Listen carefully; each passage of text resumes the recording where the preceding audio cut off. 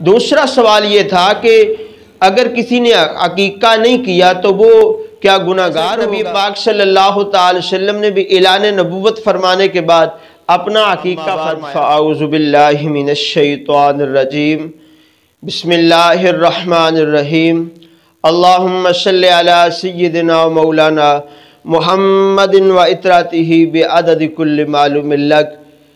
मेरे मुअज़्ज़ज़ देखने और सुनने वालों, अस्सलामु अलैकुम व रहमतुल्लाहि व बरकातुहू। आज के सिलसिले में हम अकीका के बारे में कुछ सवालात के जवाबात सुनेंगे। सबसे पहले हकीके से मुराद क्या है?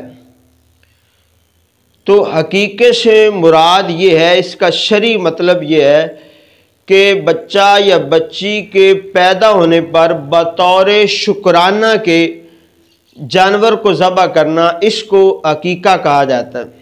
तो लिहाजा अगर अल्लाह रब्बुल आलमीन ने इस्तिताअत दी हो, ताकत दी हो, तो बच्चे पर 2 बकरे ज़बह कर दें और बच्ची के लिए 1 ज़बह कर दें। और अगर 2 नहीं कर सकते तो बच्चे के लिए भी आप 1 जानवर ज़बह कर सकते। दूसरा सवाल ये था कि अगर किसी ने अकीका नहीं किया तो वो क्या गुनाहगार होगा?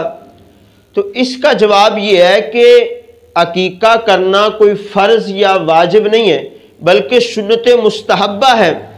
अगर अल्लाह ने आपको इस्तिताअत दी है तो फिर अकीका करें, और अगर इस्तिताअत ताकत नहीं है तो फिर गुनाहगार बंदा नहीं होगा।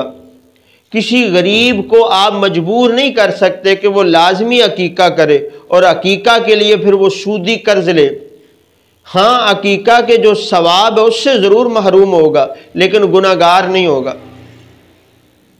तीसरा सवाल आगे ये था कि अगर किसी ने अपने बचपन में अकीका नहीं किया, किसी वजह से नहीं किया या इस्तिताअत नहीं थी, तो क्या अब वो जवानी में अकीका कर सकता है? तो इसका जवाब है जी हाँ, कि जिसका बचपन में अकीका नहीं हुआ वो अपना जवानी में भी अकीका करना चाहे तो कर सकता है। जैसा कि नबी पाक सल्लल्लाहु ताला वसल्लम ने भी ऐलान नबुव्वत फरमाने के बाद अपना अकीका फरमाया था। क्योंकि अकीका इस वजह से किया जाता है कि बच्चे के अंदर अच्छी खूबियाँ हों, वो फैले फूले, उसके अंदर अच्छी आदतें हों। तो जिस बच्चे का हकीका किया जाता है उसके अंदर ये सारी खूबियाँ आ जाती हैं। तो अब अगर कोई जो है वो बचपन में नहीं कर सका तो जवानी में हकीका कर सकता है।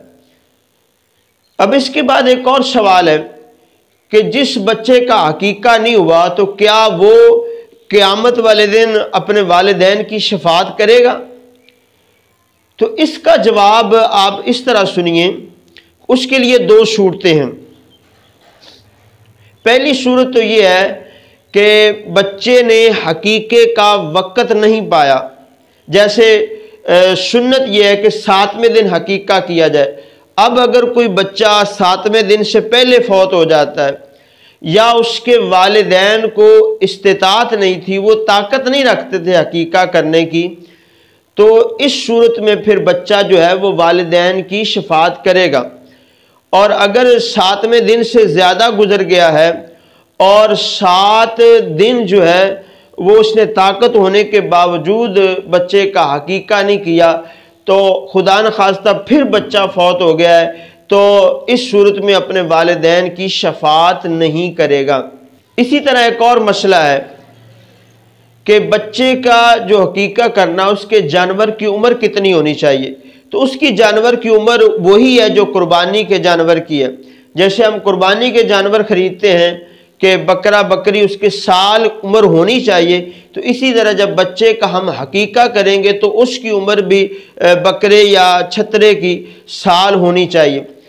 आखिरी सवाल जो ये है कि जिस बच्चे का हकीका किया है, लोगों ने मशहूर किया है कि हड्डियाँ नहीं तोड़नी चाहिए या घर वाले गोश्त नहीं खा सकते, पका के नहीं आप दे सकते, तो ऐसी कोई बात नहीं है, ये सब झूठ है। आप उसके 3 हिस्से कर सकते हैं, 1 हिस्सा गरीबों में और 1 हिस्सा दोस्त अहबाब में और तीसरा घर में रख सकते हैं। उसको चाहे आप कच्चा तकसीम कर दें, चाहे उसको पका के तकसीम कर दें, हड्डियां टूट भी जाएं तो इस तरह की कोई बात नहीं है, ये सारे काम आप कर सकते हैं। अल्लाह रब्बुल आलमीन ہم سب کا حامی و ناصر ہو۔ جزاکم اللہ خیر۔